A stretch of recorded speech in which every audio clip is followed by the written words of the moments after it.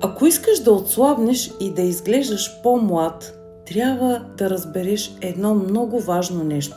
Външният вид никога не е отделен от това, което се случва вътре в тялото. Няма крем, няма процедура, няма магическа диета, която да ни направи по-млади отвън, ако отвътре тялото ни старее. Днес няма просто да ви разкажа какво да правите, а ще ви дам обяснение защо и как работи. Защото когато знаеш защо, започваш да действаш осъзнато, не наизуст, и точно тогава има реални резултати. И така, защо остаряваме по-бързо, отколкото трябва? Основната причина се казва увредени протеини. Колкото повече увредени протеини се трупат в тялото, толкова по-бързо изглеждаме стари. Кожата, лицето, тялото, енергията дори. А най-големият враг на протеините е захарта, особено когато тя е комбинирана с мазнини и висока температура. И това се нарича гликация. Моментът, в който захарта буквално се залепва за протеините и ги уврежда. И сега внимавайте, това не трябва да е само теория, а част от ежедневието ни. Нека да ви дам няколко сладки примера, които всички познаваме. Например, сладолед какво е? Захар плюс млечен протеин плюс висока температура при обработка. Пържени картофки. Нишесте плюс мазнина и дълбоко пържене. Друго, понички и подобно. Рафинирани въглехидрати са това, плюс лоши масла, плюс висока температура. Какво още? Бургер с кетчуп, хляб, пържени картофки и кола. Всичко това е рецепта за бързо остаряване. Тези комбинации не просто качват килограми, те буквално устаряват стареенето, ускоряват стареенето на клетките. Затова не е случайно, че след такива храни човек се чувства отпаднал, подпухнал, с запушен нос, тежест, замъглено мислене. Но как тялото се чисти от тези увреждания? Има ли начин? Да. Тялото има невероятен механизъм и той се нарича автофагия. Или това е вътрешната рециклираща система, която разгражда старите, увредени протеини и ги превръща в нови. Автофагията е подмладяване отвътре. Но кой е най-силният стимул на автофагия? Това е гладуването. Но не говоря за гладуване с мъки, не говоря за доживотно гладуване, нека да правим разлики, а за осъзнато, периодично изчистване на тялото.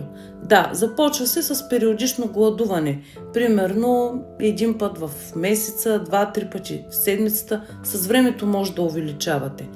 После може да преминете временно към едно хранене на ден, само едно. А при по-напредналите хора, те могат да стигат дори до по-дълбоки нива. Колкото по-често тялото влиза в автофагия, толкова по-малко увредени протеини остават и толкова по-млада става кожата, фигурата и излъчването. Сега знам, че това ви го казвам точно преди коледните и новогодишните празници, но ви съветвам, запазете това видео и в началото на годината, след богатите трапези, изгледайте го отново, за да започнем 2026 година на чисто подмладени. Нека да преминем към другия фактор и то е слънцето. Това е много подценяван подмладител. Говоря за умерено излагане на слънце. Тогава то не е враг. Напротив, стимулира вътрешен мелатонин не само за сън, а действа като мощен антиоксидант. Затова през зимата хората изглеждат по-сиви, по-уморени, по-стари. Не е случайно. Не е възрастта. Липсата на светлина е. Следващият главен е черният дроб. Това е огледалото на възрастта. Ако черният дроб е претоварен, омазнен или възпален, лицето го показва. Кожата го показва. Енергията също. Зеленчуците от кръстоцветното семейство, броколи, зеле, кел, рукола, брюкселско зеле, всички те активират естественото прочистване на черния дроб. Но има нещо ключово. Тези полезни вещества са масно разтворими, без мазнина не се усвояват. Затова салата без зехтин не подмладява. Аз ползвам зехтин или масло от бял трън също. Чудесно е. Зеленчукът без мазнина не работи. Мазнините не те състаряват. Липсата им го прави. Защо? Нискомазнинните диети карат хората да отслабват и да изглеждат обаче изсъхнали, уморени, стари. Каква е причината? Без мазнини нямаме ключови герои. Витамин А, витамин Д, витамин Е, омега-3. А без тях няма млада кожа, хормонален баланс също липсва и еластичност.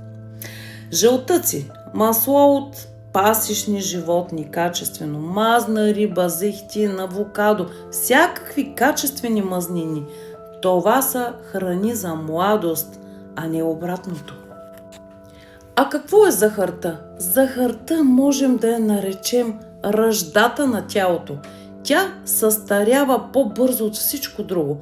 Тя блокира витамин С, изчерпва витамините от група В, уврежда кожата, съдовете, нервите, очите. Диабетът е вид ускорено стареене. И стресът прави същото, дори без да ядеш захар. Да, стресът е другият ускорител на състаряването, дори и напълняването. При стрес тялото произвежда глюкоза отвътре, разгражда протеини, включително от кожата. Затова контролът на стреса не е някакъв лукс или мит, а стратегия за младост. Какво още е нужно тук, за да се преборим с стреса и за да изглеждаме въобще млади?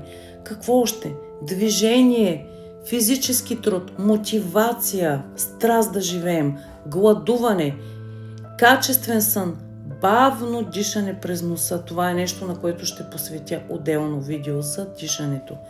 И накрая какво? Чревната флора.